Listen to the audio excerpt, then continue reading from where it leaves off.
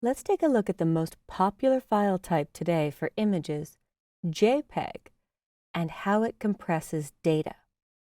Now I'm in the Chapter 4 folder Image Editing, and I'm in the folder JPEG Compression. And what I've got is an image that started as a camera raw file, but I opened and saved as JPEG 6 different times, lowering the compression setting every time. If I look at the metadata panel, in the metadata panel, you'll see the file size gets smaller and smaller with each lowering of the compression. So this one's a little over 3 megs.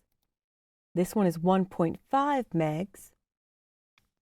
This one's under a meg at 800K, roughly, 700K, 400K, and 426.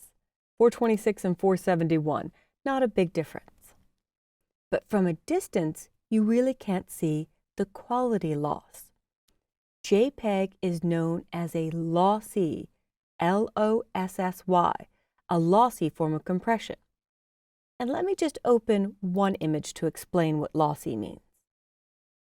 If this was shot on a low-end camera, a smartphone, or a consumer class point-and-shoot camera, they initially save as JPEG to fit more images on your camera card.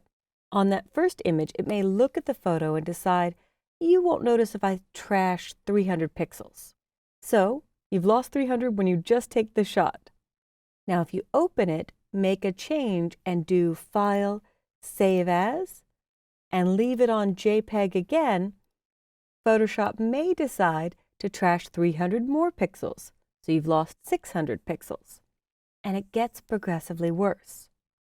But let's open all of the images at once to see what this does.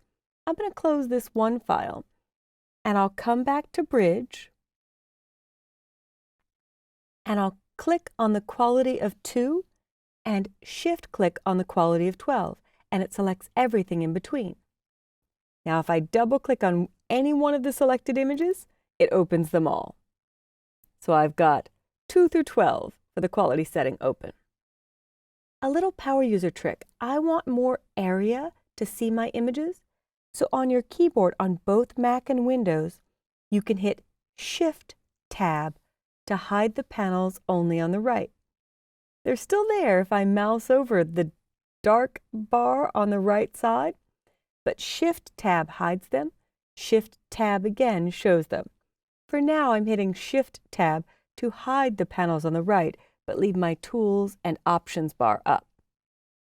And you'll see a super little secret checkbox that I turned on called Scroll All Windows on the Hand tool. So get ready to follow along with me by clicking once on the Hand tool or hitting the letter H for Hand. And we'll leave this off for now, but I'll show you what it does and why this is handy. Now Photoshop will arrange all 6 of these windows so I can view them at once. So Window, Arrange, and 6 up show me all 6 at once. The 12 quality image is selected, and then I have 10, 8, 6, 4, 2.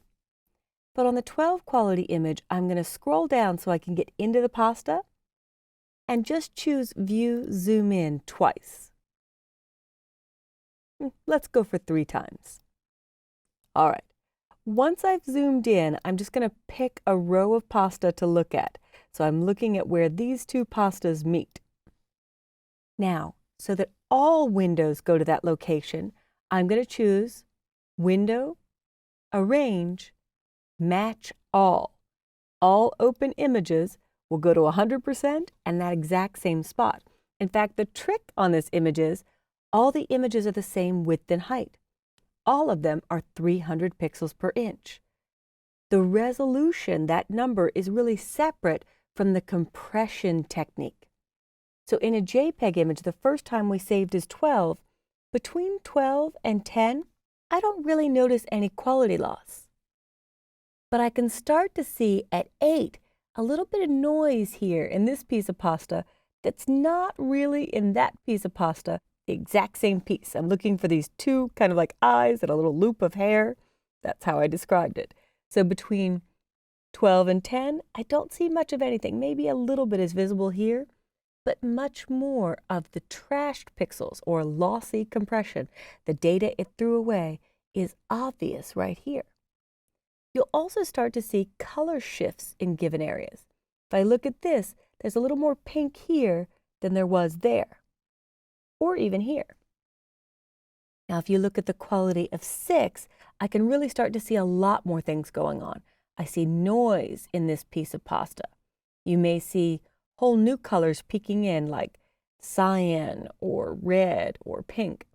And at quality of 4 or 2, you can really clearly see patterns that have formed, and this looks like it's low resolution. But if I click on the quality of 2 just by clicking the title bar, under Image, Image Size, it is 7.2 by 4.8 at 300 pixels per inch. It's just been saved with a lower quality setting 5 previous times.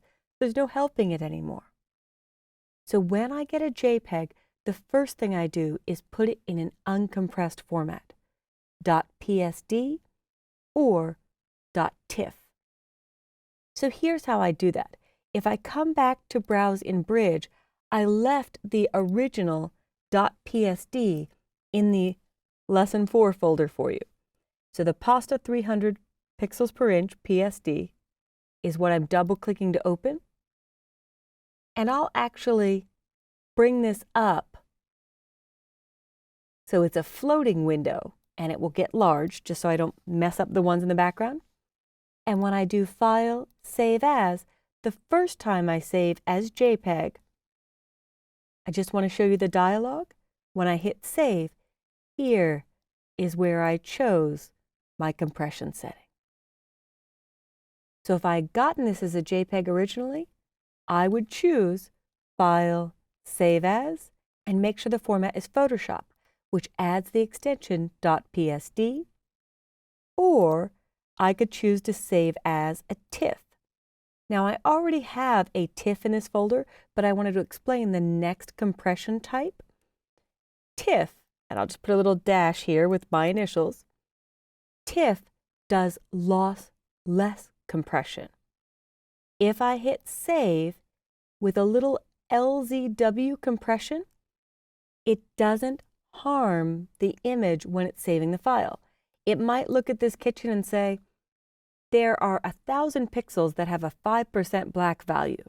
Let me temporarily pull those all out, plot where they were originally, and when you open the file or print the file, I'll put them back in. So nothing is really being trashed or harmed when you save TIFF with LZW compression.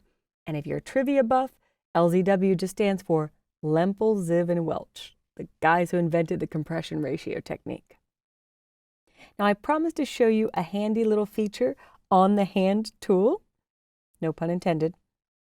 So if I check the box Scroll All Windows while on the hand tool and click on one document, it brings the view for all windows to the exact same spot.